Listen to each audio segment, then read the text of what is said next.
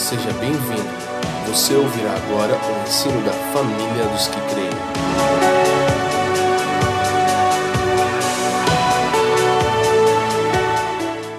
Então, na semana passada, eu iniciei uma exposição. Não é uma série, talvez ela dure mais uma semana, mas não era para ser uma série. Eu iniciei uma exposição que eu a intitulei de A Síndrome dos Gálatas, do Evangelho para o legalismo e libertinagem. Como a igreja da Galácia sofreu um desvio e qual é a praticidade dessa mensagem para você e para mim nos dias em que vivemos. Então, como boa parte do grupo que está aqui hoje, a casa está cheia, graças a Deus, não estava aqui domingo passado, eu vou fazer uma pequena introdução a respeito daquilo que eu falei, sem exatamente ler os textos bíblicos, porque senão eu não consigo chegar onde eu quero. Primeira coisa, o que é uma síndrome? É um conjunto de sinais e sintomas que definem determinada patologia ou condição de alguém. Então, síndrome é a soma de sinais ou sintomas que definem uma determinada patologia ou uma condição. Então, você percebe uma síndrome pelos sintomas, pela prática, por sinais. E nós percebemos que hoje a igreja no Brasil se assemelha muito com a realidade dos irmãos que estavam na Galácia.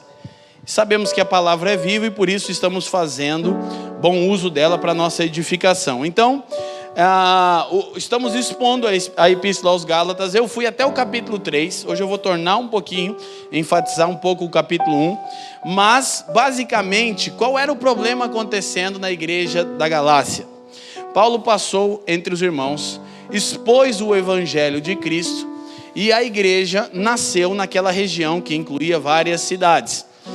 Passado algum tempo, alguns mestres judaizantes se infiltraram entre os irmãos da Galácia e passaram a pregar o que Paulo chamou de um outro evangelho, é a ênfase que eu vou dar hoje. E eles estavam persuadindo os irmãos a respeito de que o sacrifício salvífico de Cristo não era suficiente. Eu sei que a maioria de vocês está aqui e você tem talvez uma estrutura de pensamento que diz para você que você sabe o que é o evangelho. Mas há um risco de você fazer parte da estatística que eu sei com os meus próprios olhos há 10 anos viajando o Brasil. Eu já fui em mais cidades do que eu posso parar para contar, irmão. Estados praticamente todos. E eu tenho visto a condição da igreja e descobri que nós estamos lidando com essa mesma síndrome. Há sinais e sintomas de que estamos experimentando a síndrome dos Gálatas, aquilo que aconteceu naquela região. Então, a gente já fez uma série, quero te orientar para você que vai querer aprender um pouco mais. Nós fizemos uma série chamada O Evangelho Completo. Então essa série está no podcast, ou SoundCloud, está no YouTube em áudio. Então você pode acessar isso tudo no canal da família dos que creem. Ok? Pela necessidade de expormos o Evangelho. Então, está desdobrando o assunto ainda. E basicamente é o seguinte: Paulo confrontou duramente os falsos mestres judaizantes que estavam pregando o outro evangelho. Então, só que nós corremos um risco, eu vou enfatizar isso, misturar um pouco. O evangelho não é religião e nem tão quanto irreligião. O evangelho não é termos uma prática religiosa e também não é não termos nenhuma prática religiosa. Por quê? Porque a gente gosta da modinha e a internet está gerando a geração da modinha. Então quando alguém solta uma coisa, reino, aí todo mundo, agora a gente vive o reino, a gente entendeu o reino. Mas se você parar e perguntar, o que é o reino de Deus? 99% das pessoas que fazem posts em seus perfis sociais não fazem a mínima ideia, não tem nenhum embasamento bíblico, e você percebe que o reino não opera eficazmente na vida dela, mas é que agora ela não quer ficar fora da moda do momento. Então, há modas que a gente vai experimentando, mas as modas são oriundas da tentativa de Deus restaurar verdades entre seu povo. Soa até estranho, gente, presta atenção, falar que Deus está tentando, mas o ponto é que Ele tenta porque nós não respondemos adequadamente. Quando a mensagem do reino começou a ficar um pouco mais popularizada no Brasil, coisa de 8 a 10 anos atrás, sem dúvida, o Pai, pelo Espírito, estava procurando propor para nós uma reflexão mais profunda a respeito do seu reino. Quem está comigo, diga assim. Qual é o problema? Tudo que a gente tem, a gente aprende de púlpito. Esse é o problema. Se toda a luz que você tem é suprida pelos homens, mais tempo, menos tempo você será abalado. Qual é a razão pela qual pessoas fazem parte da vida da igreja por meses ou até anos e de repente naufragam na fé? A luz delas era suprida no púlpito. Não há experimentação, não há reflexão profunda acerca da mensagem do evangelho e nem há realidade espiritual. Eu não estou vivendo nada, eu só estou ouvindo as pessoas falando. E aí, forte, hein? E eu realmente tenho ficado cada vez mais chateado com isso, irmão. Porque eu sofro disso. Quando eu estou pregando, eu estou, forte! Eu quero que você entenda o que eu estou falando. Eu prefiro pregar 1h30 sem nenhuma expressão, forte, aleluia, e você entender, do que você tentar me encorajar aqui a continuar, para que eu pense que está sendo bom, gritando alguma coisa. Não que você não tenha liberdade, come on. Pode, não é disso que eu estou falando não, tá bom? Só que o seguinte, eu percebo que a gente não está refletindo naquilo que estamos ganhando de Deus. Vou repetir.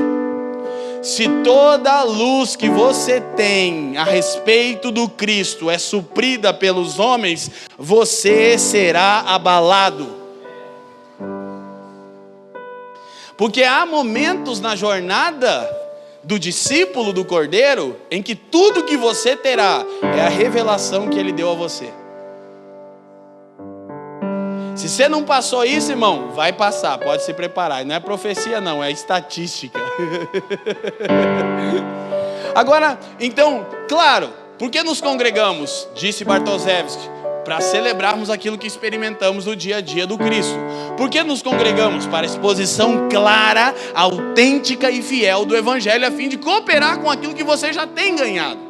Então o que você deveria fazer? Você deveria sempre ter um bloco de nota, um smartphone, um tablet, tomar nota, ou pelo menos ouvir os áudios, ruminar aquilo durante a semana e ver o quanto daquilo que você ouviu já é realidade em você.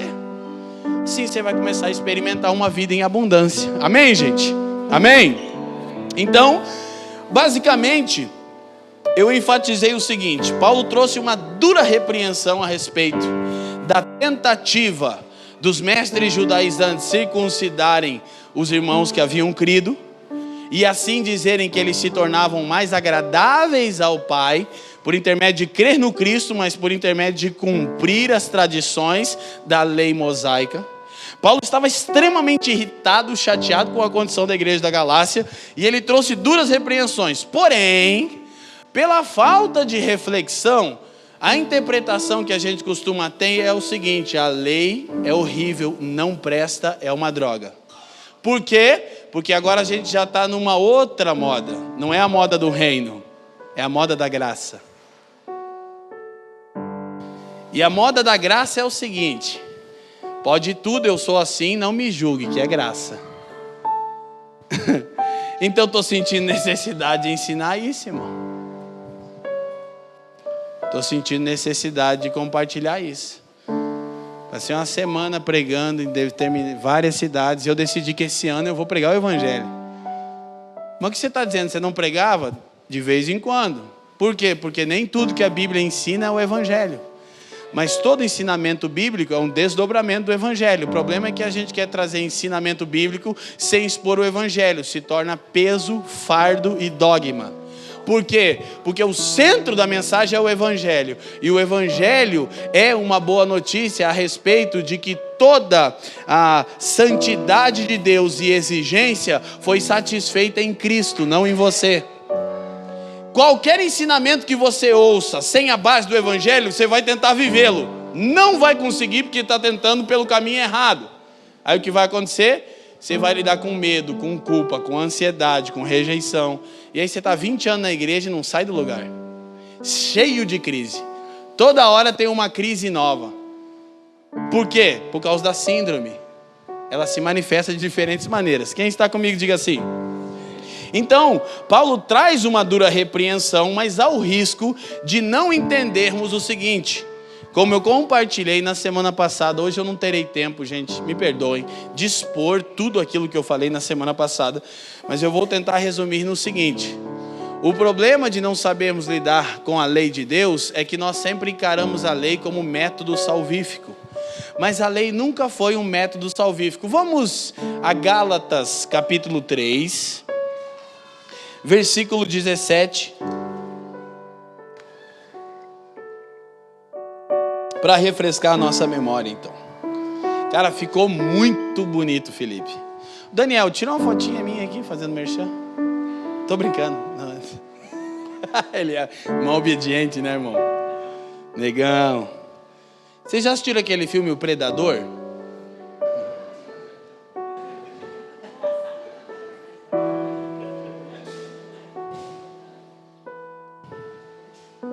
Os irmãos não escandaliza não, o Daniel me lembra duas pessoas com esse cabelo. O Predador e o Derek. Mas graças a Deus a maioria de vocês não sabe quem é o Derek. Eu acho que quase ninguém aqui saberia. Gálatas 3. É o vocalista do Sepultura que assumiu no lugar do Max Cavaleira em 2002. Mas vamos pregar o evangelho que é melhor, né? Porra, mano, o cara parecia o Predador. Eu fui 1250, quem lembra? E se você já foi na 1250, você tá devendo, irmão. Ali no Cabral, o Eduardo lembra. Não, que 2002? 2002 estava em Jesus, graças a Deus, 99, irmão. Sepultura no Brasil. Em outras palavras, a lei, que veio 430 anos depois, não anula a aliança previamente estabelecida por Deus, de maneira que veio invalidar a promessa. Paulo está dizendo que Deus fez uma promessa a Abraão, e Paulo diz que a promessa que Deus fez a Abraão, põe o verso 8 para nós.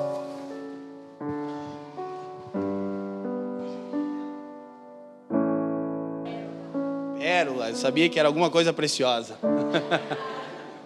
Olha, saí pela tangente aí, Pérola. Não, eu estava olhando diamante, rubi, estava tentando lembrar. Que a gente tinha uma rubi, né? E a Escritura, prevendo que Deus iria justificar os não-judeus pela fé, anunciou com antecedência as boas novas, ou o Evangelho a Abraão. Por teu intermédio, todas as nações serão abençoadas. Então, o que eu construí semana passada? Deus anunciou o Evangelho a Abraão. E essa promessa que foi feita a Abraão, ela está sobre o fundamento da graça. Presta atenção. Ela veio antes da lei que foi dada, segundo já lemos no verso 17, 430 anos depois. A lei nunca teve um objetivo, escuta, de ser um método salvífico, a fim de que algum homem fosse justificado diante de Deus. Não, a lei servia como limitadora do pecado e método de demonstrar a santidade de Deus. Então, vamos até o versículo 19, por favor, Pérola.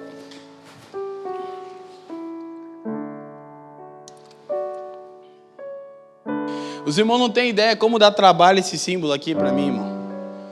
Senhor Jesus, o povo acredita muito em fábula, né?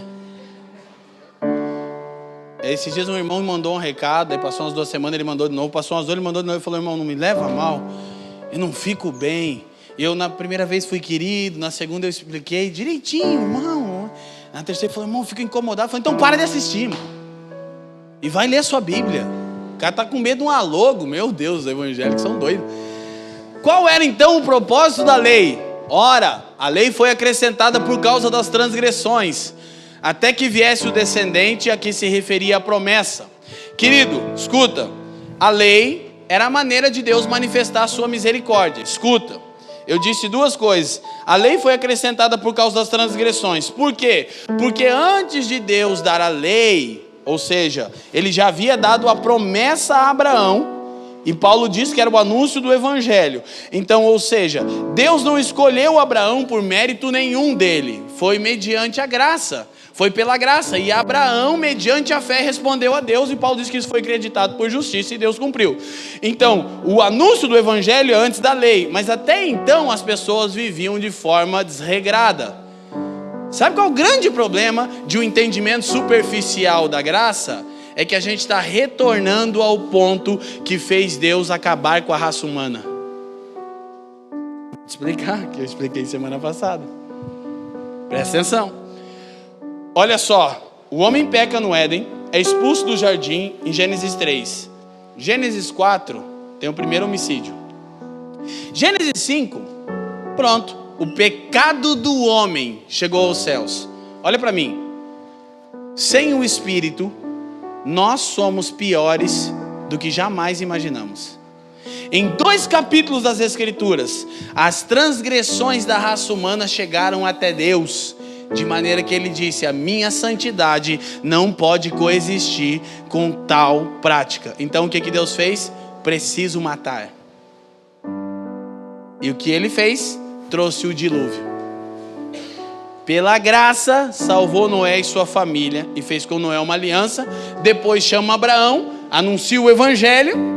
E depois, 430 anos depois, chama Israel para ser o veículo pelo qual o evangelho seria anunciado às nações por intermédio do descendente, que é Cristo. Isso é história bíblica, panorama bíblico. E aí o seguinte, ele dá a lei para que a transgressão não mais chegasse a tal ponto de ele precisar de novo destruir e aniquilar a raça humana. Então a lei, ela primeiro demonstra a graça. As pessoas nos dias de Noé viviam de maneira totalmente desregrada. Então a iniquidade chegou a Deus e Deus trouxe juízo. Então para que a lei serve? Para limitar o pecado e demonstrar que Deus é santo e odeia o pecado. Então, é tão interessante que a lei veio, serviu de tutor. A palavra grega é paidagogo, que é a palavra para pedagogo, alguém que fica por um tempo cuidando de uma criança, mas não é o responsável definitivo. A lei serviu de tutor, escuta isso, gente, até que Cristo se manifestou. E o que Cristo fez? Ele acabou com a lei? Não, ele internalizou ela em nós. Deixa eu explicar isso para vocês, mas deixa eu deixar isso bem claro. Eu preciso lembrar de voltar ao ponto dos dias de Noé aqui, para amarrar o entendimento que eu disse. O que é a graça? É a lei internalizada em você pelo Espírito. Não é sem lei. Não pode tudo. Deus continua sendo santo e o que pratica o pecado, ele precisa matar e irá matar. Aí você pensa, meu Deus, os caras que são meio loucos. Uma hora os caras dizem que a salvação é de graça, outra hora dizem que Deus vai matar. É, porque não é contraditório, é paradoxal. Só que como a gente não está refletindo a respeito da profundidade do Evangelho da Graça, está virando desgraça. Por quê? Porque nós estamos achando, querido, que viver na graça é viver sem nenhuma lei da maneira que queremos. Mas liberdade não é viver como queremos, é viver como devemos. Isso é verdadeira liberdade. Viver como devemos, não como queremos. Então, preste atenção, quando Cristo, que é o descendente pelo meio do qual foi dado a promessa mediante a graça a Abraão e anunciado o evangelho, se manifesta, ele toma a lei, internaliza a lei. Por favor, Mateus 5:17, Pérola. Esse é um dos textos que fecha a porta do evangelho aos judeus. É um dos principais textos, e se alguém tem a versão hebraica, a Bíblia judaica de David Esther aqui, você vai ver que essa versão... Alguém tem essa Bíblia? O Renato está com ela. Vai ver que ela vai mudar, como vai mostrar para nós Mateus 5:17. O problema é que está juntando o título, né? A lei se cumpre em Cristo é o título, mas está dando uma ziquinha ali no nosso PC. Verso 17. Juntou de novo. Então, não penseis que vim destruir a lei ou os profetas. Eu não vim para anular, mas para cumprir. Mas qual é o entendimento? Pérola, para te dar trabalho, Romanos 10, 4. Mano, não estou usando minha Bíblia mais. Minha Bíblia ficou tão legal agora. De tempos em tempos dá um upgrade na sua Bíblia assim que dá vontade de ler mais. Daí você fala,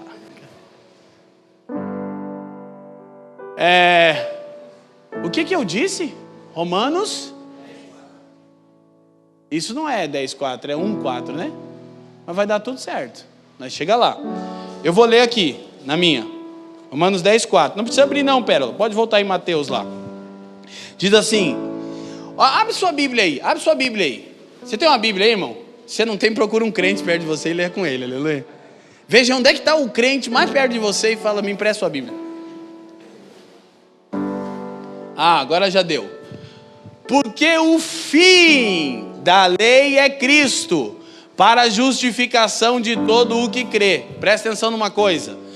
Mateus 5:17, somado a Romanos 10:4, constrói o seguinte entendimento. A lei foi terminada em Jesus.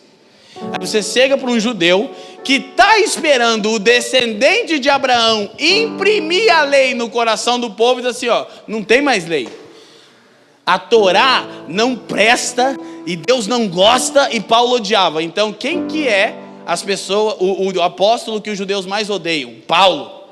Porque a cabeça do judeu ortodoxo foi Paulo que estragou tudo. Na verdade Paulo estava fazendo ao contrário. Mas qual é a tradução original de Mateus 5,17? Jesus não diz que veio para cumprir a lei, ele vem para completá-la. Procede, Renato. Ele diz, eu não vim cumprir, eu vim completar, é diferente. Ele quer dizer, eu sou a parte da lei que faltava, eu sou a vida da lei, o verbo vivo. E esse texto de Romanos não diz, na versão hebraica, que o fim da lei, diz que o objetivo da lei é apontar para Cristo, é diferente. Aí você vai descobrir o quê? Estar debaixo da graça de Deus, todos os homens sempre estiveram.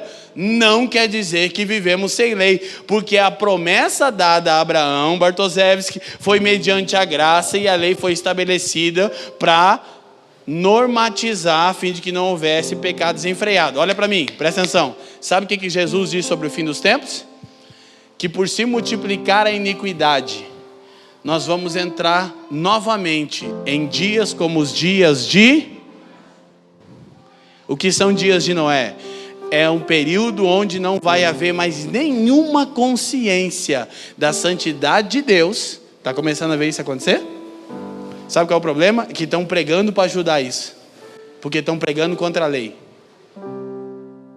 Sem entender que a lei que foi cumprida e terminada em Cristo diz respeito às cerimônias, aos sacrifícios e toda a tradição do sacerdócio levítico. Não a Torá no que diz respeito a mandamentos. Quantos aqui estão na graça de Cristo aí? Levanta a mão e diz amém. Você pode matar? Lei. Você pode roubar? Lei. Você pode adulterar? Lei. Você está sem lei, irmão? Então nós vamos orar por você. Você vai poder render sua vida a Jesus hoje e ser salvo. E aí Jesus vai dar o seu Espírito a você e ele vai internalizar a lei. Agora, Pérola, por favor, Jeremias 31:31. O que o judeu esperava do Machia, do Cristo? Que ele não iria anular, terminar a lei, mas que ele iria internalizá-la no homem. Davi diz assim, o meu prazer está na sua lei. E o apóstolo João traduz o que Davi disse na sua primeira carta, dizendo assim, de maneira que os mandamentos de Deus não são penosos. Quando que obedecer a Deus não é penoso? Quando você entende que você foi alcançado mediante a graça, que a sua salvação é um presente, não uma recompensa, não é o que você fez ou faz por merecer, mas é o que Deus fez em Cristo por você, e à medida que você crê eficazmente e permite que o Espírito te incline, Paulo diz que o Espírito inclina para as coisas do Espírito, você passa a viver uma vida que agrada a Deus, que não é mérito seu, é mérito do Espírito de Cristo em você. Isso é graça. Aí você agora não é mais um dizimista, porque a lei era sombra. Agora você é um mordomo de Deus e sabe que 100% do que chega às suas mãos pertence ao Senhor. Você deve administrar com sabedoria. Você não deve dar à igreja 100%. Nós não somos esse tipo de loucos aqui, mas você deve administrar com sabedoria e demonstrar generosidade que exceda a lei. Porque o mesmo Cristo que veio completar, então olha o que diz Jeremias: dias virão em que o noivo, faz tempo essa, né? Dias virão, afirma o Senhor, quando estabelecerei uma nova aliança com a casa de Israel e a casa de Judá. Segura aqui, presta atenção.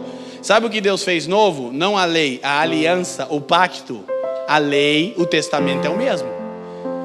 Deus ainda orienta que os homens não adulterem, não matem, sejam generosos, não cobicem, não mintam, não testemunhem fraudulosamente. Ele ainda é santo. Só que agora é o seguinte: a aliança mudou. Como que eles cumpririam isso? Por intermédio de observar a tradição do sacerdócio levítico, todos os rituais que você encontra em Levíticos, que são úteis para quê? Para testemunharem a santidade de Deus e como Ele se importa com cada detalhe da sua vida e da minha. Tudo diz respeito ao Senhor. Por quê? Porque você agora não pertence mais a si mesmo. A graça é o seguinte: você era escravo do pecado, agora você é escravo de Cristo. Mas você continua sendo escravo. Amém? Agora, então, o que mudou? Estão entendendo isso? A aliança, não os termos da aliança. O que mudou foi a maneira com a qual você cumpre. E não é você que cumpre, é o Espírito de Cristo que cumpre em você. Então quem está na graça demonstra uma vida agradável a Deus à medida que permite o Espírito de Deus inclinar você para as leis do Senhor. Imagina perder a lei das Escrituras. As Escrituras perdem sentido. A maior parte das centenas dos salmos perde o sentido. Salmo 19 vira antiquado, porque é o maior capítulo das Escrituras, todos referindo à lei de Deus. Perde-se o sentido. Por quê? Porque a lei é do diabo. Eu estou na graça, agora não preciso mais dizimar, agora não preciso mais orar, agora não... se você fazia porque precisava, você não entendeu nada mesmo, e hoje é uma oportunidade. Que a hora que você entender o Evangelho, você vai entender o seguinte: você não precisa fazer nada mesmo, Cristo já fez. Mas à medida que você crê nisso, Ele faz em você. Então, aí o seguinte, próximo versículo. O que aconteceria? Não será como a aliança que firmei com seus antepassados, quando os tomei pela mão para tirá-los do Egito, pois eles não honraram o meu pacto. É um novo pacto, irmão. Mesmo sendo eu o marido divino deles, assevera Yahvé. Olha só, Deus está dizendo que divorciaram. Próximo. Eis, no entanto, a aliança que celebrarei com a comunidade de Israel, passados aqueles dias, afirma o Senhor: registrarei o conteúdo da minha Torá. Leiam para mim, queridos. Na mente deles, e a escreverei no mais íntimo dos seus,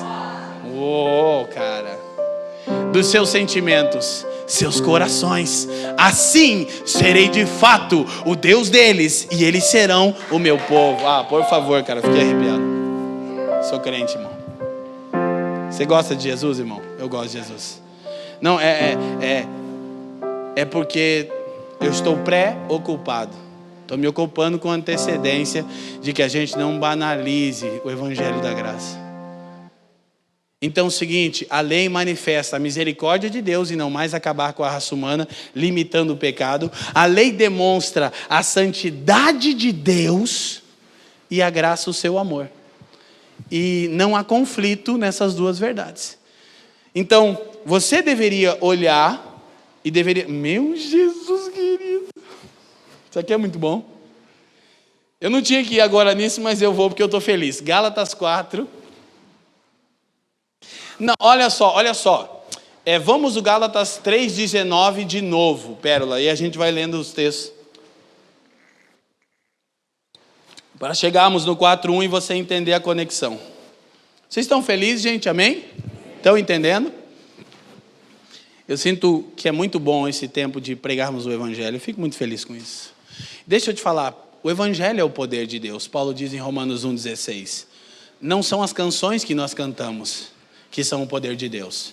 Não são as orações que nós fazemos que são o poder de Deus. O que testemunha o poder de Deus no meio de uma congregação não são apenas sinais e prodígios e curas físicas, é a pregação do Evangelho. Paulo diz, o Evangelho é o poder de Deus.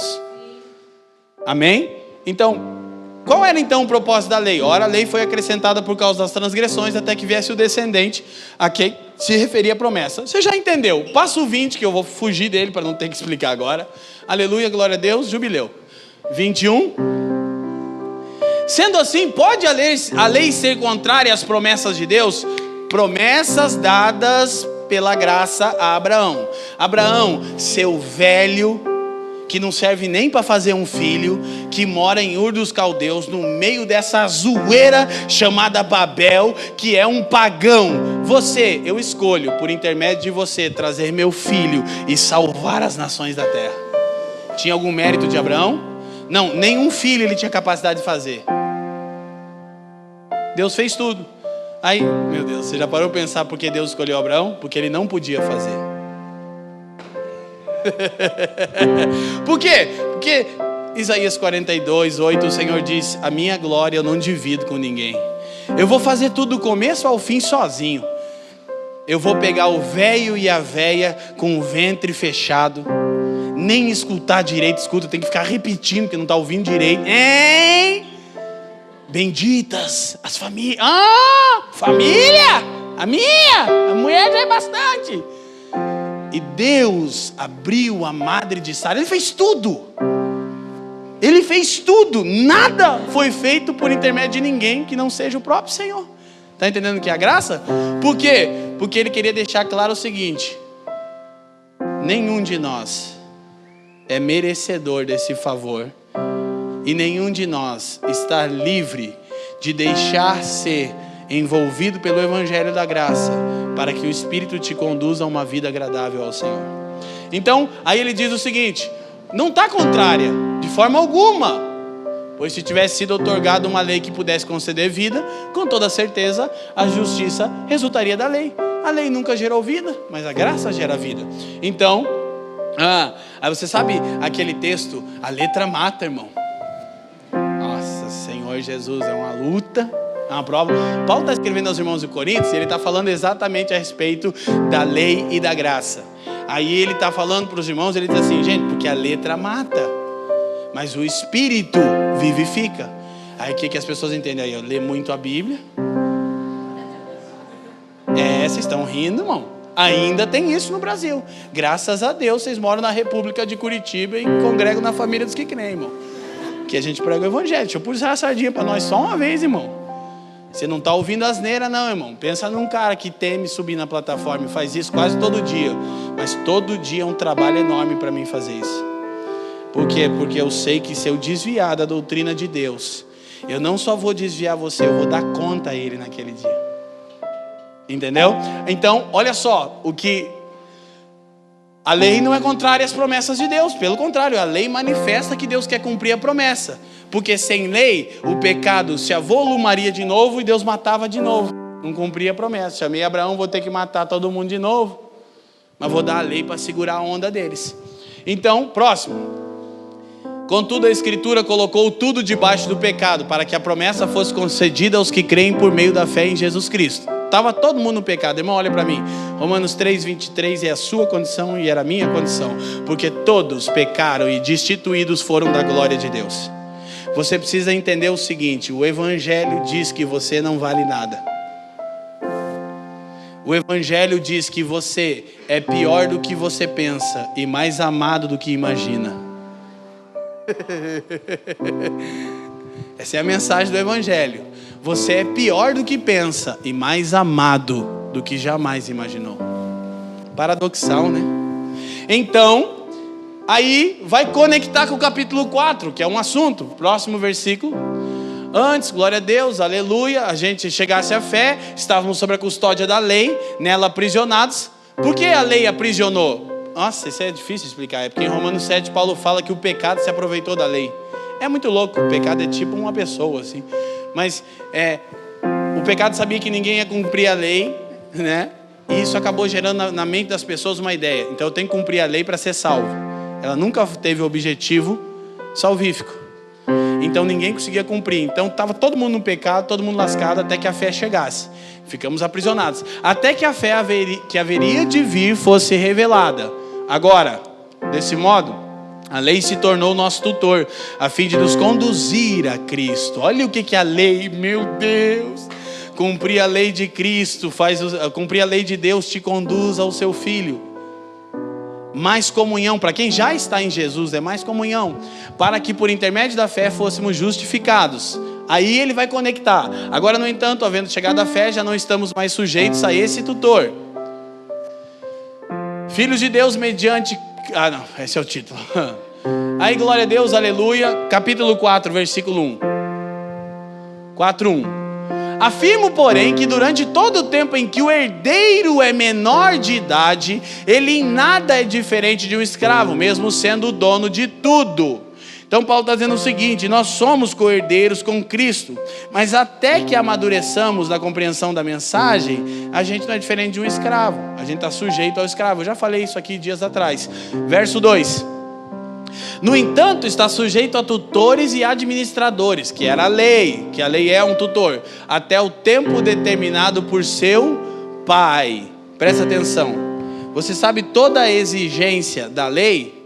Paulo diz que era o jardim de infância. Ele diz o seguinte, é que os herdeiros eram crianças. É quando você pega seu filhote, que você que tem, e você deixa ele na escolinha sobre a tutela do professor. O professor, na verdade, é servo do seu filho, porque ele é pago para fazer isso. Ainda mais se seu filho está numa escolinha particular. Mas seu filho não sabe, ele obedece ao professor. E deve, por quê? Porque a lei é para criança. A lei protege as crianças de se machucarem. O problema é que nós queremos viver a graça, que é uma realidade superior à lei, sem nunca ter vivido uma vida constante no básico. Agora, sabe qual é o problema? Se a gente for olhar, então a lei incluía uma vida devocional regrada. Você vê todos os dias o sacerdote pela manhã colocava lenha no altar. Levítico 6:13. Jardim de infância. Eu já faço o meu devocional. Que bom, você já está no jardim de infância. Aí agora, olha, eu sou fiel no dízimo há muitos anos. Vamos aplaudir o coleguinha.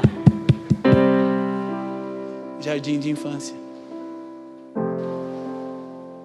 Olha, eu já nem mais roubo agora. Que bom. Você passou agora para o pré-2. Sabe o que a Escritura está dizendo? Que a lei era o jardim de infância. E você acha que a graça é licenciosidade, é libertinagem. Na lei é 10, na graça é 100. Só que nada te é imposto. Tudo é construído em natureza. Quem está me entendendo? Então, nós precisamos compreender isso e ficar bem claro. Só que nessa mensagem paradoxal, você vai descobrir que Paulo, ele está trazendo um confronto muito grande por causa do outro evangelho. Então, semana passada eu disse, e hoje eu repito, mencionando uma frase de Timothy Keller: os cristãos estão livres da lei como modo de conquistar mérito diante de Deus, mas não como forma de agradá-lo. Diga comigo, eu,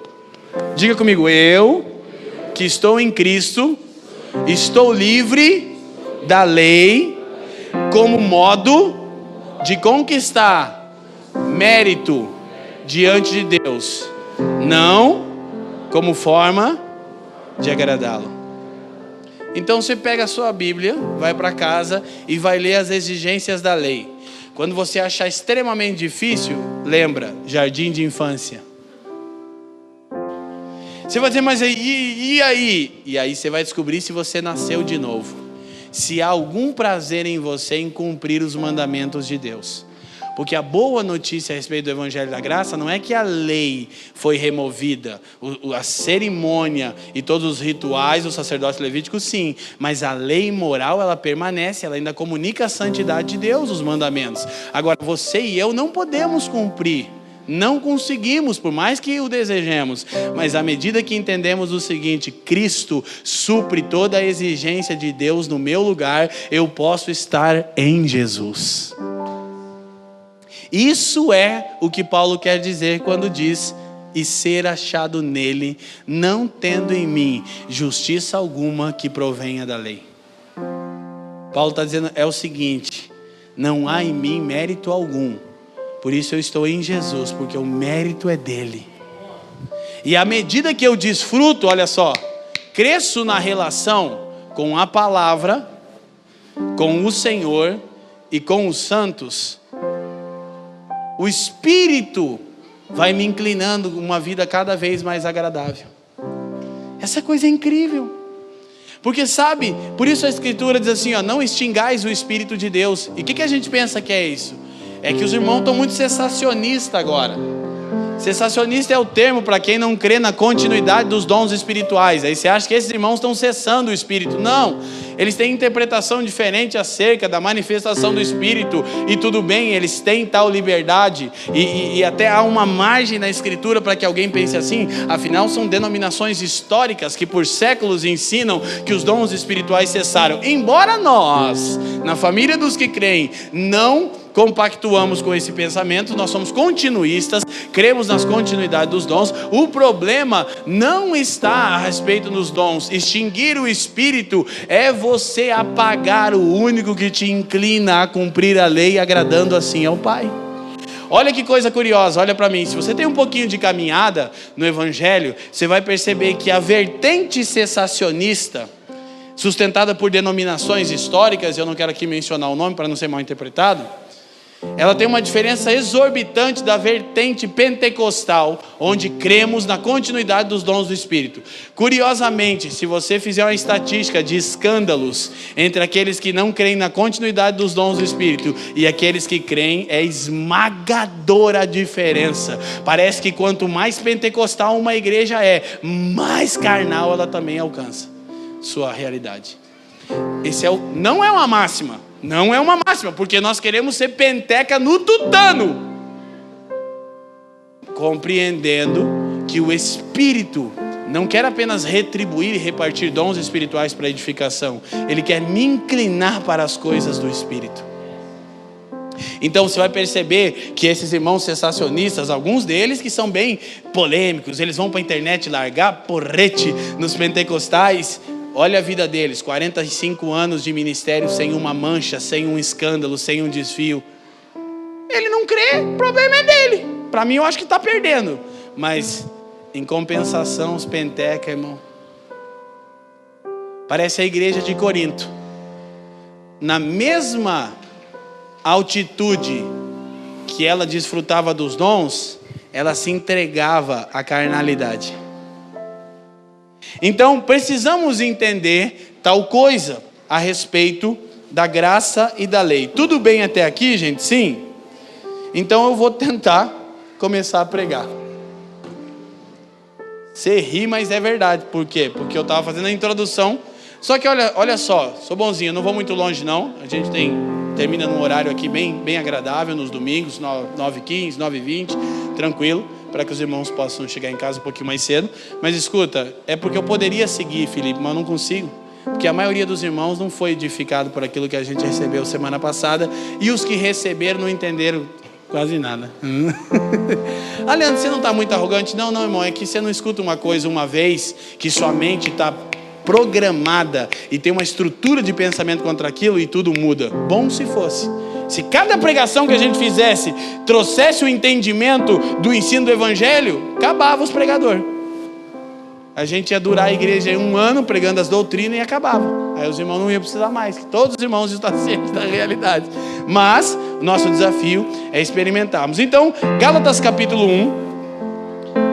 Como eu já expliquei bastante e eu não respeitei a ordem dos capítulos da carta intencionalmente, eu vou conseguir chegar a uma conclusão aqui dentro de um tempo bem justo para nós. Vocês estão bem, gente? Estão felizes? Tudo bem com vocês?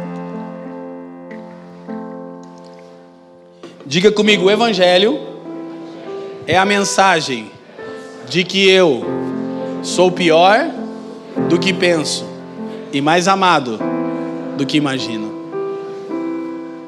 Não é contraditório, é paradoxal. Gálatas 1, Paulo sauda os irmãos, a gente leu, vamos no versículo 1, pérola, mas eu só vou olhando. Paulo, apóstolo, glória a Deus, não na parte de homens, aleluias, e jubileu também. Próximo.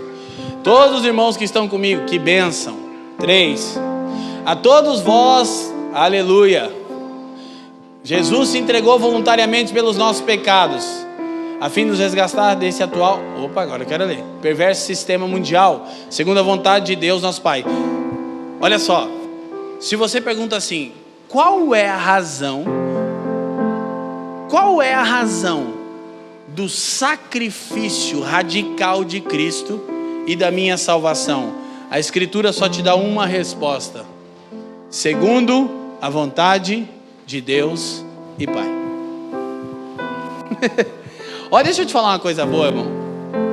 Se você está meio desencorajado, você está aqui ouvindo o Evangelho porque foi da vontade de Deus. Ele realmente quer alguma coisa com você. Coisa boa, né? Não há outra razão. Então, aí Paulo segue. Aí ele diz, versículo 5: a quem seja toda a glória pelos séculos dos séculos, amém. 6. Estou chocado. Gente, olha para mim, presta atenção rapidinho. Paulo tinha o costume de saudar os irmãos, de mencionar os que estavam com ele, se porventura estivesse mais alguém. E ele começava sempre a levantar um hino de louvor pelos irmãos daquela região. Costume de Paulo: saudação, menção a respeito da autoridade do seu apostolado dada pelo Cristo, hino de louvor. Aos Gálatas não. Olha para mim, Paulo está tão preocupado com a situação na Galácia, que ele se resume em dizer: a quem seja a glória para todos sempre, amém. Eu estou estarrecido. Em Efésios ele gasta 11 capítulos cantando: bendito Deus e Pai. Essa é uma maravilha. Tá feliz. Mas em Gálatas ele só levanta o nome do Senhor, porque sabe que o Senhor é digno. Mas ele já vai direto dizendo assim, olha para mim, eu estou admirado, eu estou chocado, eu estou estarrecido, eu não acredito. No quê? De que estejais vos desviando tão depressa daquele que vos chamou pela graça de Cristo, para seguirem todos juntos outro evangelho. E aqui é a parte paradoxal. Comecei a falar a respeito da santidade de Deus, agora deixa eu concluir mostrando isso. Presta atenção, gente. Por que Paulo estava tão chocado? Porque o problema estava no fundamento. O problema, a igreja de Corinto, de acordo com o registro das epístolas, era extremamente mais carnal do que a igreja da Galácia. Capítulo 2, Paulo fala que os irmãos não eram espiritual. Capítulo 3 de 1 Coríntios, Paulo fala que os irmãos estavam na carne. Capítulo 5, ele manda entregar para o diabo. Só entrega para o capeta.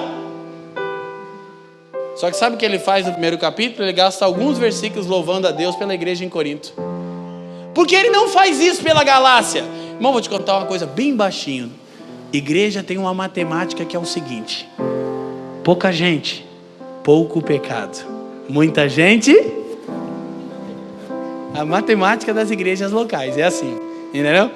Se a gente pudesse, a gente ia querer ser um grupo de 5 irmãos para sempre, 2 ou 3, só eu, a Fran, Benjamin. E olha lá, já é pecado suficiente para irritar Deus. Mas quanto mais gente, mais pecado. Então, só que por que Paulo demonstra um teor mais agravado? E ele está bravo quando escreve aos Coríntios. Ele diz: vocês querem que eu vá com vara? Como é que você quer? Mas ele consegue louvar, ele consegue explicar aos irmãos o bom uso dos dons espirituais, ele fala da edificação. Em Gálatas ele só senta o martelo. Sabe por quê? Porque o problema não era a respeito da falta de desenvolvimento da salvação dos irmãos no ganho da natureza do Cristo, uma vida santa. Isso é normal. A gente está aqui com vários irmãos e cada um está num estágio da sua jornada com Jesus, e eu espero que você esteja desenvolvendo a sua salvação à medida que se rende à obra de Cristo e ao agir do seu Espírito. Amém, gente? Isso é muito bom, irmão. Agora é o seguinte, o problema da Galácia era outro. O problema está no fundamento. Ele disse: não, eu estou desesperado.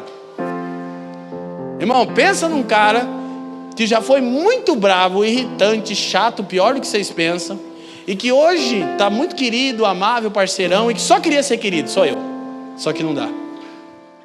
Ontem eu estava com meus irmãos, lembra do Valdir? Quem estava aqui, Valdir, Fogos para as Nações? A gente estava na tenda, os caras são punk, irmão. A igreja fechou, os caras são muito loucos, irmão. O Gregório ia lá e pirava, nas igrejas que o Gregório mais amava. Eu amo os irmãos profundamente, Valdir é meu amigo, irmão. Mas ontem eu cheguei lá e falei: irmãos podem me perdoar? Eu estou chocado com o que Deus está mostrando para mim no Brasil. Falei: poxa, eu venho aqui, né? Fico meses sem vir aqui, daí vem aqui, espancando os irmãos. Falei: na verdade eu não estou nesse espírito de ferir os irmãos. É que a gente está com um problema de fundamento, Felipe. Quando o reino se falar, agora a gente vai entender o evangelho do reino. Não entenderam. A graça agora a gente vai... Não, vira desgraça. Você fala: meu Deus. Sabe por quê? Porque o problema está no fundamento, na coisa básica que a gente não quer aceitar. Que o evangelho é uma boa notícia a respeito de como fomos salvos, e não um bom conselho sobre como merecer a salvação. Mas você já falou isso. Irmão, nós vamos ficar insistindo nessa verdade. Porque dia a dia você lida com a culpa, com o medo e com a vergonha, porque ainda não desceu no seu homem interior a verdade que a sua salvação é um presente e não uma recompensa. Aí você não consegue crescer na salvação. Eu já expliquei, né? Ser salvo mediante a graça não te autoriza a viver de qualquer forma. Você já entendeu isso na primeira palavra, no primeiro momento dessa palavra hoje. Você não consegue crescer na sua salvação, porque você perde ela todo dia. Passa a semana inteira perdendo e achando a salvação. Ai, meu Deus, cadê? O que você está procurando, irmão? Minha salvação. Você perdeu? Perdi porque eu pequei. Então Cristo não é seu Messias, é você que é. Porque quando você acerta, você está salvo. Aí qual que é o problema de todo mundo? Eu sempre falo isso, todo bom pastor, bom pastor da vida pelas ovelhas, todo bom pastor, quando eu prego isso, faz assim: Leandro do céu, não fala isso aqui. Se as pessoas acharem que não perde a salvação, vai virar um... Eu disse: pastor, então elas não nasceram de novo, pastor. Fica tranquilo, você só vai descobrir que você tem uma congregação de bode, aleluia. Come on, everybody, let's go. Cadê? Por quê? Porque a graça não está em detrimento da lei. A lei demonstra a santidade de Deus, a graça o seu amor. O evangelho mostra que eu sou pior do que penso e mais amado do que imagino. Então estou consciente primeiro que o quê? Que eu não presto. E também estou consciente que nem a morte, nem a vida, nem os anjos, nem demônios, nem principados, nem potestades, nem essa era e nem o porvir, nada nem ninguém pode me separar do amor de Deus que está em Cristo Jesus. Isso é evangelho, irmão. Aí o que Paulo Romanos 7 está depression, né? Emusão, caiu o cabelo na cara. Miserável homem. Lembra, amor? Gessé, oxa, o teu amor. Pena que o Du não sabe essa canção, hein? Miserável homem que sou, quem me livrará do corpo dessa morte? O bem que eu quero fazer eu não faço, mas o mal que eu não quero eu faço. Aí Paulo está em depressão. O último versículo de Romanos, Paulo está na depressão profunda. Mas Romanos 8:1, que é a continuidade de 7, ele diz: mas graças a Deus por Jesus Cristo. É incrível isso. Agora, escuta, então, preste atenção. O problema está no fundamento. Por quê? Porque é um outro evangelho. Agora eu vou resumir. O que é o outro evangelho? É Cristo e mais alguma coisa. Como é que você sabe se você está sobre o fundamento do evangelho e se você está ouvindo o evangelho na sua igreja local? Se você escuta a seguinte mensagem, 2:9 de Efésios. Quero ler para fundamentar. Esse é o mais facinho de todos, né? É bem fundamentadinho. A gente já está na nossa reta final, mas precisava falar mais coisas. Não vem por intermédio das obras, a fim de que ninguém venha se orgulhar por esse motivo. Eu não gostei dessa versão, não gosta? Mas aleluia, tudo bem. Deixa eu ler aqui na minha aqui, pode tirar. Olha só, Efésios 2:9 diz assim. É que é o versículo 8. Põe o 8 aí para nós que já vai ajudar. Desculpa, Pérola, fui eu que errei. É que eu queria os dois juntos. Porquanto pela graça sois por meio da... Aí você pergunta o seguinte, escuta. Quem já se perguntou uma vez na vida, Leandro, como as pessoas eram salvas antes de Cristo, então, se a salvação é mediante o sacrifício de Jesus? Quem já se perguntou? Levanta sua mão aí, irmão. Quem não vai levantar a mão, não importa o que eu pergunte. Vamos, deixa eu lá. Alguma vez você já lendo a Bíblia, ouvindo uma pregação, perguntou para o seu pastor ou pensou sozinho assim, tá, se a salvação é só mediante a Cristo, como é que as pessoas antes de Jesus eram salvas? Quem já se perguntou, levanta a mão bem alto. Todo mundo, irmão. Melhorou. Todo mundo. Os irmãos estão com pressão baixa, está muito calor, né? Quando eu entrei aqui, eu tive uma visão, irmão. Eu vi 4 coisas brancas fazendo assim, ó. Era o ar-condicionado no modo oscilar. 16 na nuquinha dos irmãos. Aleluia. Amém, irmão? Então quem disse amém vai ofertar. Glória a Deus. Olha só, gente. Pela graça somos salvos. Agora escuta. Por meio da fé isso não vem de vós. É dom, presente, dádiva. E não recompensa de Deus. A salvação não é uma recompensa que Deus te dá. É um presente, irmão. Amém, irmão? Aleluia. Aí no versículo 9 ele diz, não vem por intermédio das obras, a fim de que ninguém venha se orgulhar por esse motivo. Mas deve ser, estou livre da lei, vou viver do jeito que eu quero. Não é por intermédio de obras. Verso 10, Pérola. Pois somos criação de Deus realizada em Cristo Jesus para vivermos.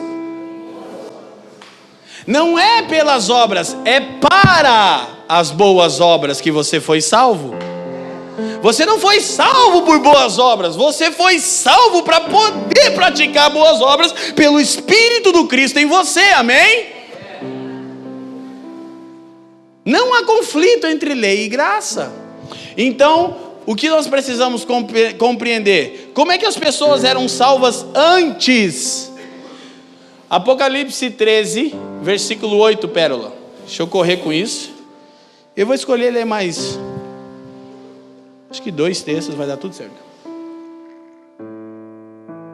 Apocalipse 13:8. Como é que as pessoas eram salvas? Pela graça mediante a fé. Mas como assim? Jesus não morreu há 2000 anos atrás? Olha para mim.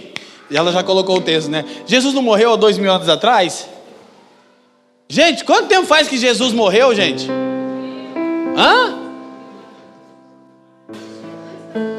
Meu Deus, irmão. Sumiu, obrigado. Quanto tempo faz que Jesus morreu? A CDC, não a banda, irmão. Antes de Cristo, depois de Cristo. A CDC não é isso, irmão, por favor. Coitado dos irmãos. Quer dizer, energia alterada, energia ativa. É tomada, irmão. Não é antes de Cristo, depois de Cristo. Corrente, pelo amor de Deus, irmão. Mas é do diabo mesmo assim. Mesmo não sendo, é do Satanás. Esse CDC é Hag to Hell, Jailbreak,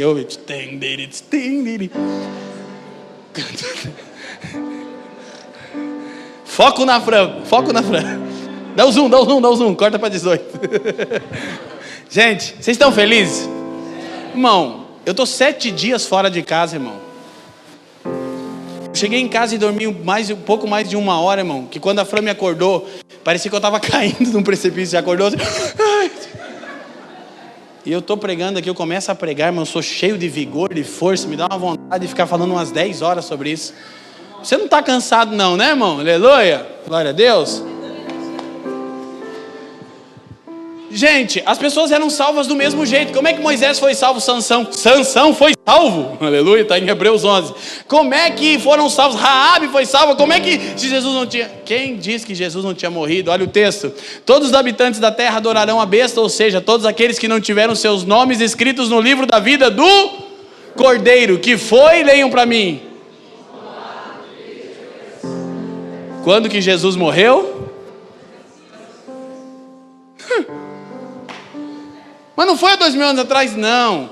Entrou no tempo há 2000 anos atrás. Mas quando Deus criou o universo, Ele entregou seu Filho para que pela graça o universo fosse salvo. Alguém foi salvo de outro jeito que não seja a graça? Não. Existem mais algumas dispensações que não a graça? Não. Sempre foi a graça. Aleluia. Glória a Deus. Tá me entendendo, irmão? Cara, isso é poderoso, graças a Deus que você tá. Então, isto posto, vamos avançar um pouquinho. Mas o que nós precisamos? Como eu já li em Gálatas 4, eu não vou tornar a olhar esse ponto. O que você precisa? Anota os textos que eu vou dar aqui, não precisa abrir não.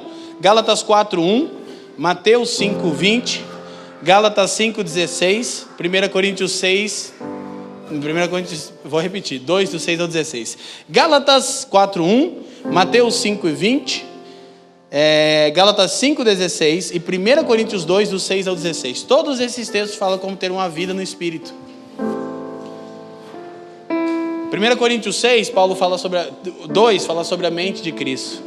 Isso que é o Espírito. Esse eu vou ter que ler, porque eu prometi para Carol que eu ia ler. Jesus é bom, irmão. Semana passada eu ia terminar com esse texto, não consegui. Quando eu terminei, a Carol me chamou e falou: Leandro, tive uma palavra sobre você, é a respeito da mente de Cristo. Eu não mostrei porque não estava aqui. Eu falei: Carol, eu ia terminar a mensagem mostrando como é que funciona esse andar com Deus, tendo a mente de Cristo. Como é que a gente vai ter a mente de Cristo? 1 Coríntios 2, 6 em diante. Eu vou correr com isso. Agora deixa eu te falar, como viver na graça? Com responsabilidade. Por quê? Porque se você não é responsável, você tem que viver na lei. Não reclama da lei não. Ela segura a tua onda para você não se lambuzar inteiro. Você já pensou se a gente soltar nossos molequinhos aqui, o Natan, o Ben, o Emanuel, e der uma casa para eles morarem 3 meses, o que vai acontecer? Fogo, incêndio. Não dá, né? 2 dias o Denis falou. Gente, criança precisa de lei, amém? Amém? Aí quando você... Deixa eu te dar uma coisa, uma diquinha. Como é que eu sei que eu estou amadurecendo na minha caminhada com Deus, me inclinando para coisas do Espírito, cumprindo a lei pelo Espírito para que seja agradável a Deus? Quando Deus muda o diálogo com você. Como é que é isso? Eu vou te explicar. Se Deus está toda hora falando para você a mesma coisa, é por uma razão óbvia, você ainda não está obedecendo. Sabe qual é a crise que eu tenho? A mensagem central do Evangelho é arrependei-vos. Pelo amor de Deus, irmãos, eu não estou desviando, fica calmo os profetas aqui da igreja. Só que se tudo que você escuta de Deus é arrependei-vos, está com um problema, irmão, você não se arrependeu ainda. É diferente de um chamado para o corpo de Cristo, é diferente. Agora, quando Deus muda o papo com você, é sinal que você está amadurecendo. Por quê? O Ben está com 6 aninhos, está indo para 7, e desde pequenininho eu e a Fran falávamos para ele: filho, nunca, sobre hipótese alguma, chega perto da tomada. Eu não lembro de a gente ter cobrido as tomadas, a gente chegou a cobrir, não, né amor? Nem quando ele era pequenininho, ele nunca foi perto da tomada, porque a gente dramatizou, choque, morte, caixão. Aí ele, por quê? Porque menino precisa de lei, e a lei faz o que com você? Ela te amedronta, mas na verdade é um jeito do amor protetor de Deus guardar você. Entendeu? Deus fala assim, ó, eu sou santo, odeio o pecado, tenho que matar, tenho que matar, tenho que matar. Aí você fala, nossa, Deus é maluco. Na verdade é como quando você está dizendo para o seu filho, pelo amor de Deus, não chega perto da janela, porque a gente mora no quarto andar, você vai morrer, olha para mim, quebra, estoura o miolo. Aí o filho pensa assim, minha mãe e meu pai são loucos, estão exigindo muito. Na verdade eles estão te protegendo, é que você só entende com exagero. Quem está me entendendo? Agora, quando você é maduro, troca o diálogo. Então, aí, não toca. Esses dias eu falei, filho, põe o celular do pai para carregar. Ele falou, não posso. Aí eu já fico macho, que lá em casa eu mando, né? Não pode, por quê? Já ia. Pim. Ó, aqui, ó. Diagonal, brincadeira, claro que não. Mas pego firme. Aí eu falei, como não pode, filho? Ele falou, pai, é a tomada. Aí ele amadureceu. Agora eu e a Fran não precisamos conversar sobre a tomada, a gente vai conversar sobre a janela com ele agora. Quem está me entendendo? A lei é proteção de Deus para você, irmão. Deixa eu te dar uma dica, fica tranquilo, você que não congrega com a gente e que vai achar que, fica de boa, irmão, fique em paz. A gente está fazendo isso faz muitos anos e graças a Deus quem nos cuida é Deus. Mas deixa eu te dar uma coisinha, se você é muito avarento, irmão, se você ama demais o dinheiro, dá o dízimo, irmão. E quando você pegar teu salário, faz a primeira coisa, transfere, nem pega. Por quê? Você precisa de lei, seja sincero com você. Vai chegar uma hora que você vai ter prazer em fazer, aí tranquilo. Aí você muda para 30%, 40%, fica tranquilo. Aí é entre você e Deus, amém? Quem está me entendendo, amém? Posso terminar, gente? Quem me dá 10 minutinhos para terminar? 10 minutinhos, levanta a mão aí, 10 minutinhos. 10, 20, 30, 40, 50, 60, 70. Beleza. Então, olha só, tá claro isso para vocês? Agora, qual é o ponto que nós estamos observando? 2 Coríntios 2, 6 em diante. Olha o que Paulo vai dizer. A sabedoria que vem... Esse é o título de novo. Contudo, falamos de sabedoria entre aqueles que já têm maturidade. Não me refiro, entretanto, à sabedoria desta era ou dos poderosos desse século, que estão reduzidos a nada. Você fala de sabedoria com quem está amadurecendo, irmão. Entendeu? Aí, próximo. Vamos lá, vamos correr com isso. Ao contrário, falamos da sabedoria de Deus, do mistério que estava oculto, o qual Deus pré-ordenou antes da origem das eras para a nossa glória. Viu? Foi tudo antes. Irmão, quando você nasceu, você já estava salvo. Você que está em Jesus hoje. Eu não consigo, Felipe, eu estou virando, eu não queria.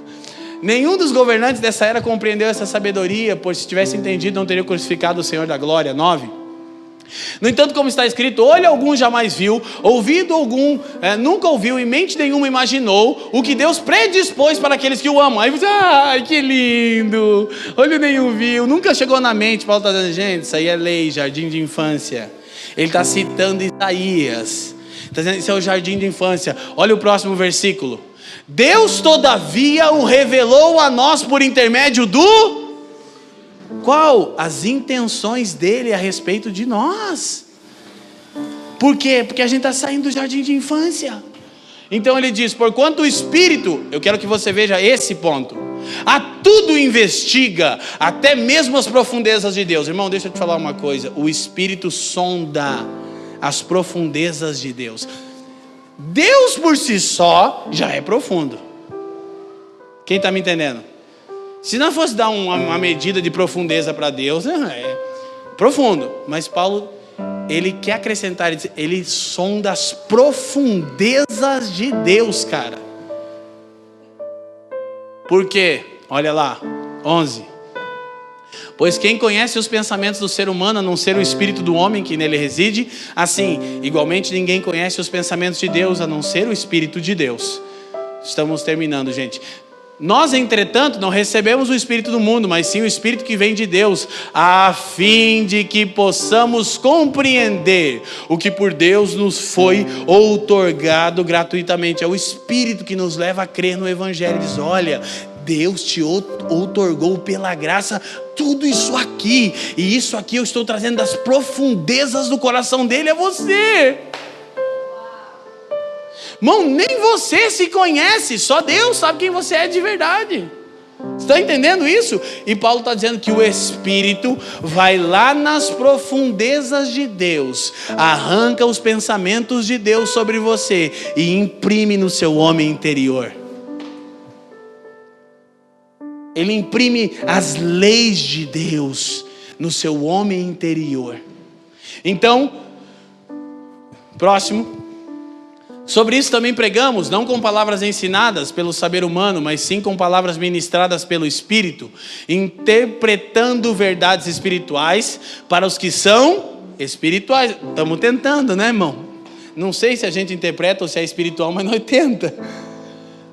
As pessoas que não têm o Espírito não aceitam as verdades que vêm do Espírito de Deus, pois lhe parecem absurdas, e não são capazes de compreendê-las, porquanto elas são discernidas espiritualmente. Olha para mim.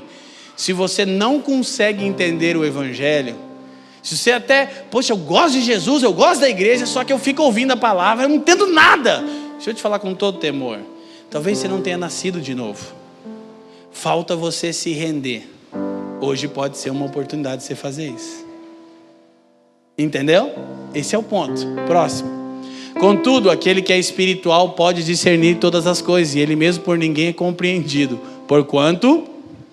quem jamais conheceu a mente do Senhor para que possa instruí-lo? Todavia, nós temos a mente de Cristo. Sabe o que é a mente de Cristo? A caixa preta de Deus. Na mente de Cristo estão todos os desígnios. Por que ele é digno de abrir o livro? Sabe o que está no livro? O destino e o sentido da vida humana. E só um pode abri-lo, o Cordeiro. E essa mente é dada a nós, não a você, não a mim, a nós, igreja, pelo Espírito. Você não tem a mente de Cristo. Eu e você, mas o Espírito, temos a mente de Cristo. Por isso que nós precisamos andar na vida da igreja. Que aí nós vamos conhecendo os intentos de Deus. Aí de repente eu tô numa situação, como eu disse, aí o Senhor dá um insight no coração do Rodrigo, e o Rodrigo fala: Leandro, olha, eu tenho uma impressão de algo, e de repente aquilo é uma coisa que Deus quer comunicar comigo da mente de Cristo. Quem está me entendendo? Agora, se você anda sozinho, não, quero uma igreja que eu chegue depois de começou e saia antes de acabar, irmão, você não vai crescer nunca. Você vai ficar no jardim de infância sempre, lidando com vergonha, culpa e medo. Mas aí é o ponto, na vida da igreja, olha que eu estou amarrando essa coisa para a vida da igreja, irmão. A gente alcança a mente de Cristo. Então agora mais um texto que eu não posso falhar, Tito 2, 11 e 12, e a gente vai terminar.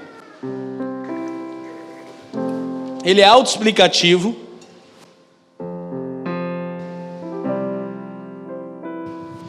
Deixa eu repetir uma coisa. O que é o outro evangelho? É Cristo e mais alguma coisa. Como é que você sabe se você está no evangelho de Cristo ou em outro? Se o que você ouviu e vive é o seguinte: Jesus morreu para me salvar porque eu não podia, mas agora eu tenho que manter essa salvação. Outro evangelho. Tá, mas então eu me arrebento todo do meu jeito? Você não entendeu até agora, vai ficar difícil de eu repetir tudo, né, irmão?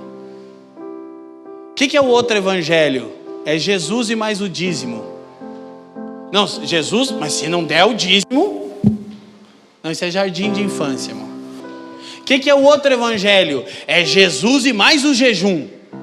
Não, mas não tem que jejuar? Tem, não para ser justificado.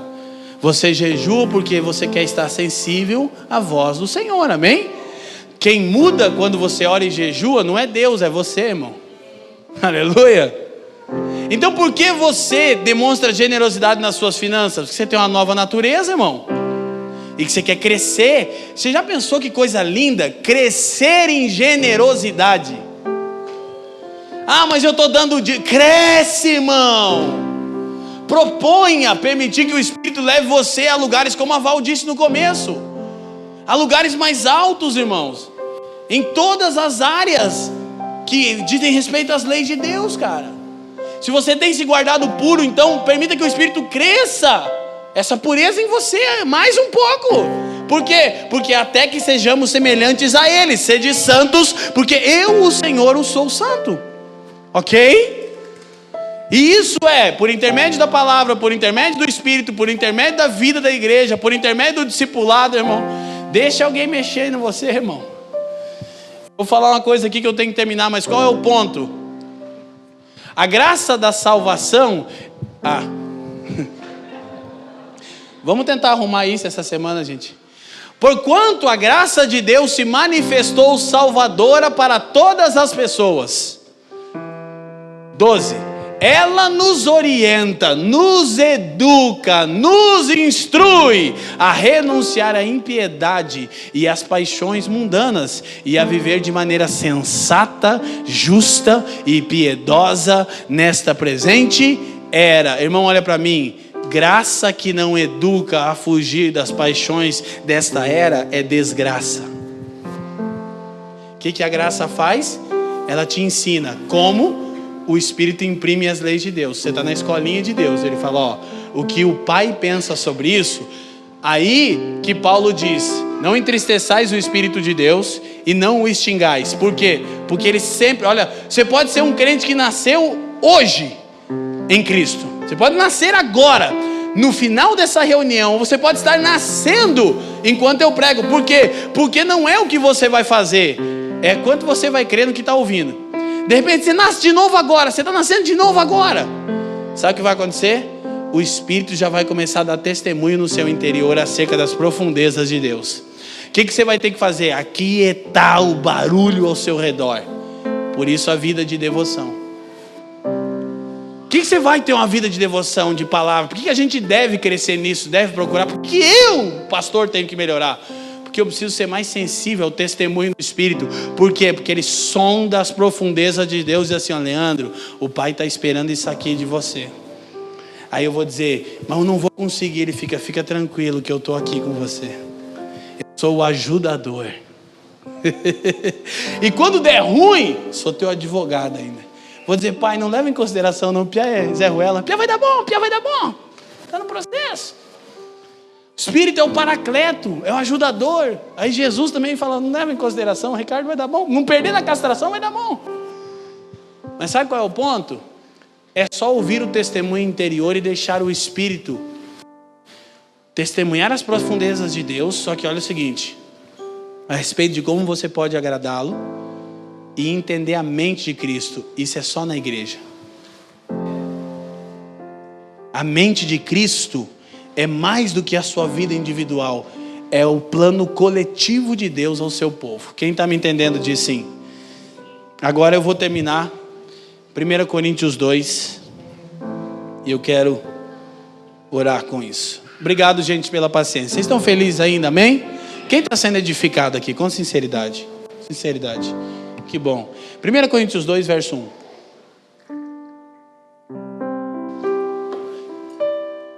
Olha só. Eu mesmo, irmãos, quando me dirigi até vós, não fui apenas com um discurso eloquente, nem ostentando sabedoria, para anunciar o testemunho de Deus. Igreja de Corinto. Olha o que Paulo estava procurando entre os irmãos. Porquanto decidi nada saber entre vós, a não ser Jesus Cristo e este crucificado. Deixa eu terminar dizendo uma coisa. A boa notícia do Evangelho é que Cristo foi imolado para que você fosse salvo. Isso não é sua capacidade, é dom de Deus, amém? Sua salvação é um presente, não uma recompensa. A outra boa notícia é que por intermédio da igreja você pode conhecer a mente de Jesus, que é a caixa preta de Deus, pelo Espírito, tanto na sua vida individual como o plano de Deus para o seu povo. Essa coisa de ser igreja é incrível. As pessoas estão fugindo da igreja. Elas estão trocando vida de igreja por rotina de igreja. É gostoso estar numa reunião como essa, ou pelo menos eu espero que esteja sendo gostoso para você. E talvez está tudo muito agradável, as canções foram muito cristocêntricas e talvez a palavra seja também coerente, seja uma palavra assim madura, mas você pode fazer disso só uma rotina. Mas quando você misturar a sua vida, é que você vai alcançar a mente de Cristo. E você vai começar a saber que você é parte de uma coisa muito maior. Entendeu? Agora qual é o ponto? O Cristo na igreja, ele tem que ser encontrado crucificado. Eu quero orar, nosso horário já se foi. Eu pensei que a gente ia adorar o Senhor, Lucas, mas acho que o horário está um pouquinho avançado. Mas se você tiver algo do Senhor, fica à vontade. Senão eu vou orar aqui.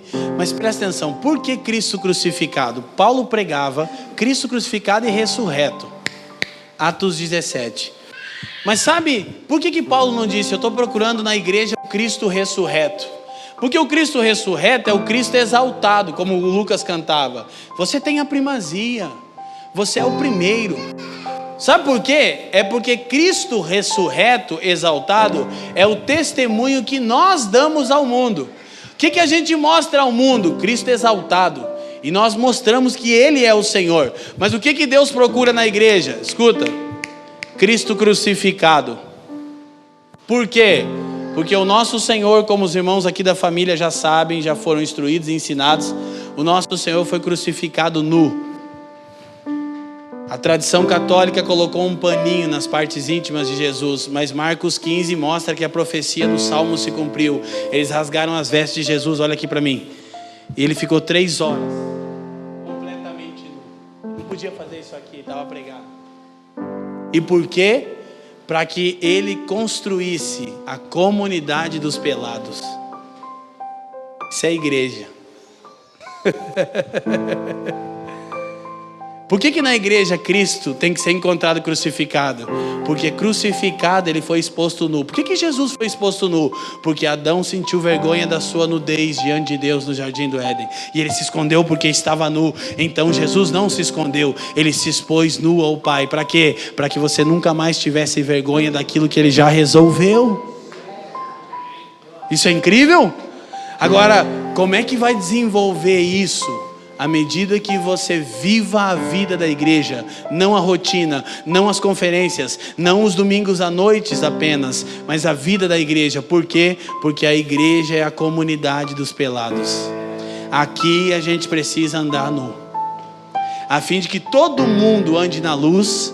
Para quê? Para que tudo daquilo que a natureza de Adão seja arrancada de nós e a natureza de Cristo seja imprimida em nós. Sabe que a igreja é lugar para você não sentir vergonha mais.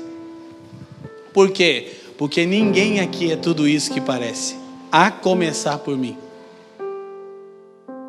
Igreja não é lugar para os caras que são perfeitos. Igreja é a comunidade dos pelados. Chega os peladão, na degazona de fora, e fala: ei, bundinha feia. Quem está entendendo? Por quê? Porque alguém vai tocar na sua vida. Alguém maduro vai falar para mim, para você: mostra a sua nudez, mas ele não vai expor. Ele não vai expor, ele vai cobrir a sua nudez, mas vai dizer: é bom que você aqui ande na luz, porque se andarmos na luz como ele na luz está, temos comunhão uns com os outros e o sangue de seu Filho nos purifica de todo pecado.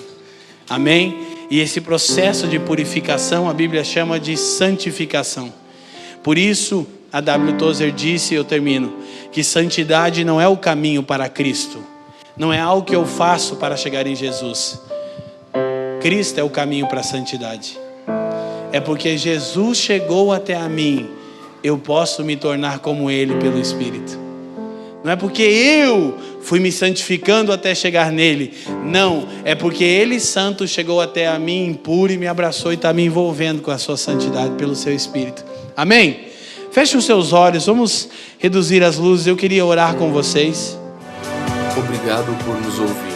Para mais informações, visite famíliadosquecreem.com.